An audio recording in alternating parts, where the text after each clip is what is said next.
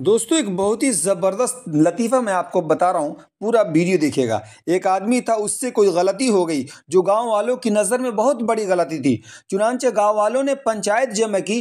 पंचायत वालों ने जुर्माने में ये तय किया 100 रुपये जुर्माना दे, या 100 जूते खा, या 100 प्याज खा। उस आदमी ने प्याज खाना कबूल कर लिया। चुनांचे गाँव वालों ने 100 प्याज गिन कर उसके सामने रख दी। जब वो प्याज खाने लगा तो मुश्किल से 20-25 ही खाया होगा। आंखों और नाक से पानी बहने लगा। वो बहुत परेशान हुआ तो उसने कहा 100 जूते मुझे मार लो। जो जूता मारने के लिए पंचायत वालों में से एक जवान जो खड़ा हुआ, और वो जवान बहुत ही जबरदस्त था, तकरीबन 6-7 फुट का था। जूता जैसे ही मारना शुरू किया, एक पाँव के जूते में तो उसकी कीलें जड़ी हुई थी। जैसे जूते उसने मारने शुरू किए तो तकरीबन 10-15 जूते उसके ऊपर पड़े होंगे। उसकी खोपड़ी खराब हो गई और कहने लगा, बस बस जूते न मारो, बर्दाश्त के बाहर है, ये 100 रुपये ले लो।